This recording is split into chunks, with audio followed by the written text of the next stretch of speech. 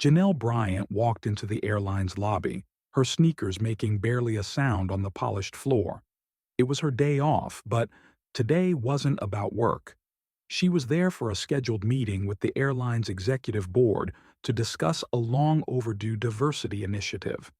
She approached the reception desk, where a young woman sat in a navy blazer, typing away on a keyboard, her nails clicking in quick succession. Janelle gave a polite nod and placed her airline ID on the counter. "Hi, I'm here for a meeting," she said. The receptionist didn't look up. "Employees and visitors need to wait outside," she replied flatly. Janelle blinked, surprised. "I am an employee. I'm Captain Janelle Bryant, and I have a meeting." The receptionist didn't respond, still typing. "Pilots enter through the restricted access side," she interrupted. "This area is for executives and staff." Janelle's confusion deepened. She was staff. She was more than staff. She was a senior captain with over a decade of flying experience. "I know where the pilot entrance is," she replied calmly. "But I'm here as a guest for a meeting. You can check the list. It should be under Bryant." Finally, the receptionist glanced up, looking her over.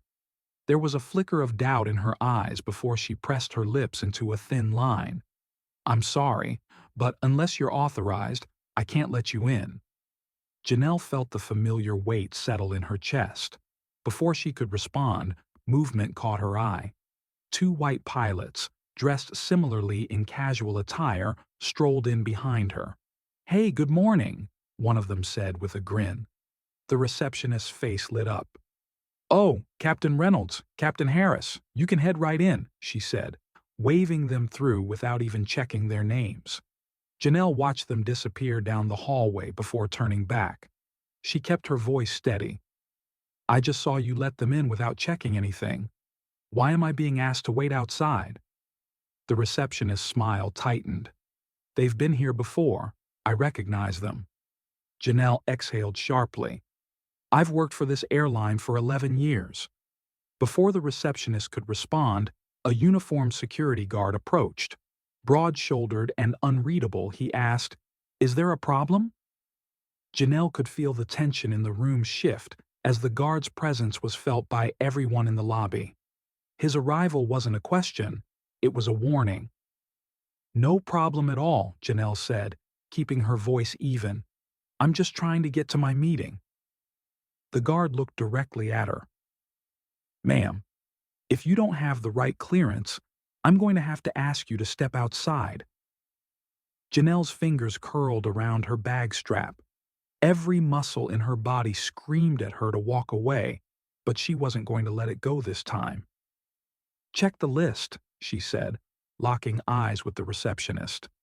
After a long hesitation, the receptionist sighed dramatically and typed something into her computer. A beat passed before her expression shifted, her eyes widening. "I see you here," the receptionist said, clearing her throat. "You can go in." There was no apology, no acknowledgement, just a grudging admission that Janelle had been right all along.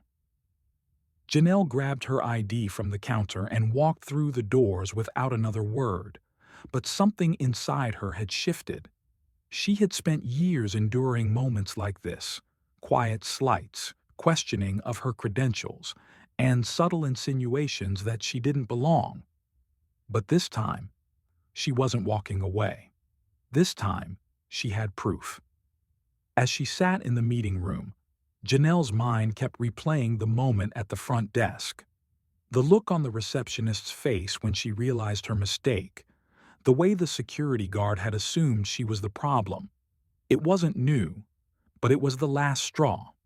She thought back to flight school, to the first day when an instructor had asked her, "Are you sure you're in the right class?" The room had erupted in laughter, but she hadn't been laughing. When she became a co-pilot, the captain, an older white man, had done a double take.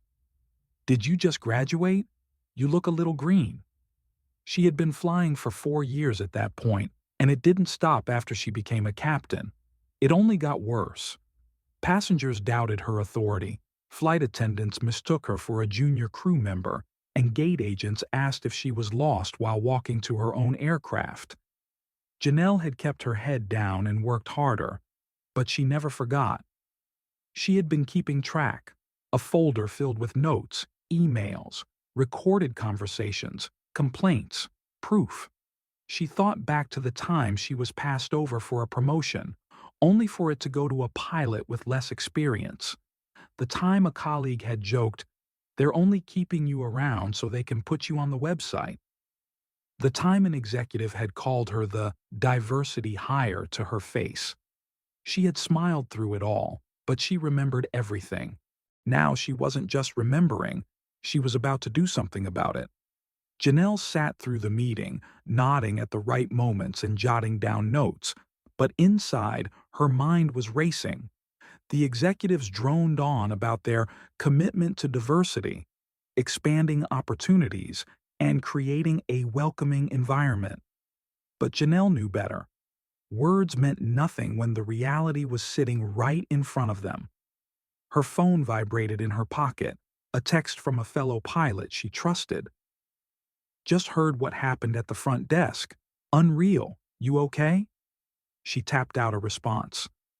"I'm done letting this slide." For years she had let it slide.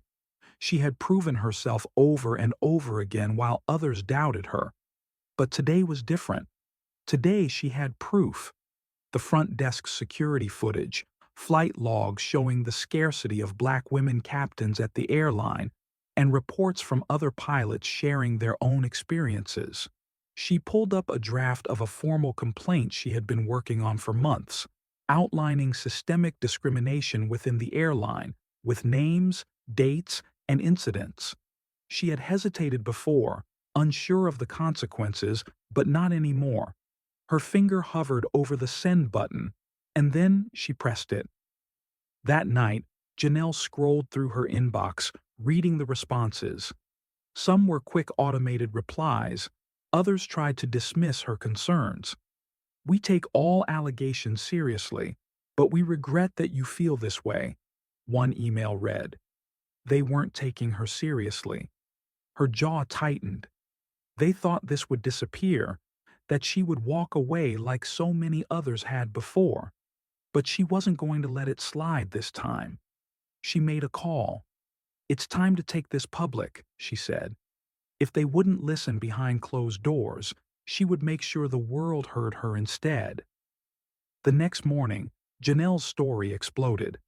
A major aviation news outlet ran the headline, "Black female pilot denied entry at her own airline's office, told to wait outside while white colleagues walked in." The media frenzy was immediate. Her inbox flooded with messages from other pilots, some still employed, others long gone, who shared their own stories. Passengers, too, began reaching out. By midday, the airline issued a weak statement. "We are conducting an internal review regarding recent allegations. We remain committed to diversity, inclusion, and fairness." It was too late. The pressure built. Stockholders asked questions. Passengers demanded refunds. Flight crews refused to stay silent.